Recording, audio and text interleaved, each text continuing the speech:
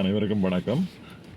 மாதா பிதா குரு தெய்வத்தை வணங்கி கொண்டு நான் இந்த பதிவிடுறதுக்கான நோக்கம் தமிழில் இருக்கிற சில அரிய பாடல்களை, கருத்துள்ள நல்ல பாடல்களை மீளவும் சிந்திக்கிறது தான் என்ற நோக்கம்.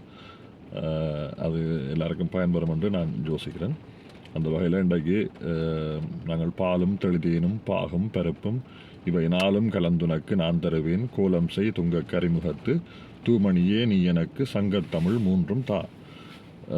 அதாவது என்ன சொல்லியிருக்கேன்னு சொன்னால், பால், தெளிந்த தேன், பாகு, பருப்பு இவை நாளையும் கலந்து கொடுத்தால் எங்களுக்கு சங்கத்தமிழ் மூன்றும் கிடைக்கும் என்று சொல்லி.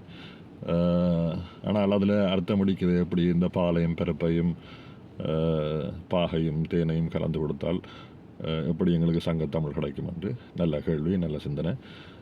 அதாவது அவர் பாலண்டு இதை சொல்ல வாரார் என்று சொன்னால், பால் போல தெளிந்த உள்ளம், பால் போல தூய்மையான உள்ளம், தேன் போல தெளிந்த சிந்தனை, பாகு போல் வலுவான உடல், அதே போல் தானியம் பருப்பு, அதே போல் தானியம் போல இயல்பான நடத்தை, இந்த மூன்றும் இருந்தால் எங்களுக்கு முத்தமிழாகிய இயல், இசை, நாடகம் இயற்கையாகவே எங்களுக்கு கிடைக்கும்.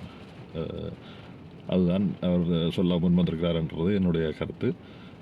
நீங்களும் என்ன யோசிக்கிறீங்கன்னு பகிருங்கோ.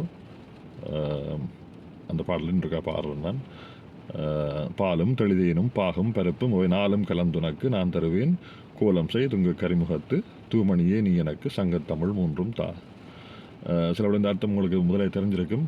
இருந்தாலும் நான் திரும்ப சொல்கிறேன். எங்களுக்கு பொறுமையாக கேட்டதுக்கு நன்றி. வணக்கம்.